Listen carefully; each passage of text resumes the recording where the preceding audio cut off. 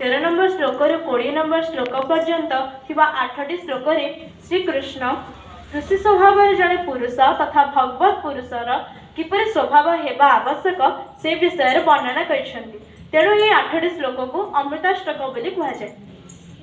से वर्णना करछन्ति जे जो पुरुष सकल भूतंग ठारे द्वेष रहित निस्वार्थपर भाव समस्तंकर प्रेमी तथा अहेतुक दयालु जे क्षमाशील जे अपराधी को अभय प्रदान करती जे सबुबेले अहंकार दूर रहती जहाँकर वासस्थान प्रति ममता न थाए जे सुख दुख प्राप्ति सम तथा जो जोगी सर्वदा संतुष्ट रहती निजर मन और इंद्रिय को शरीर में बस कर रखिबार तांको ठीक उपाय जन थाए एवं से श्रीकृष्ण उपर दृढ़ निश्चय होती निजर मन और बुद्धि को जे श्रीकृष्ण निकट में अर्पण करती से होउछन्ति श्रीकृष्ण प्रिय भक्त।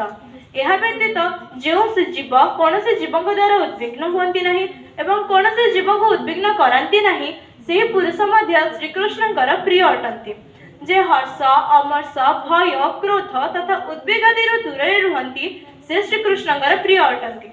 यह व्यतीत जो पुरुष आकांक्षा रहित हर्ष मर्ष तथा भय एवं सर्वारंभ त्यागी अटंती जे भितरे और बाहर शुद्ध दक्ष तथा पक्षपात रहित से पुरुष मध्य श्रीकृष्ण प्रिय अटंती।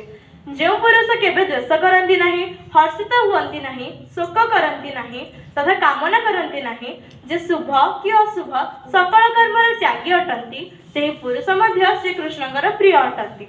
जो पुरुष शत्रु और मित्र ठारे मान और अपमान सम शीत उष्ण तथा सुख दुख परी अनेक द्वंद्वादि सम मनोभावापन्न अटंती जे आसक्ति रहित जे निंदा और स्तुति को समान बोली देखती जे मननशील जे कौन प्रकार शरीर निर्वाहर मध्य संतुष्ट रहती एवं जहाँकर वासस्थान प्रति ममत्व न थाए से होउछन्ति श्रीकृष्ण प्रिय भक्त।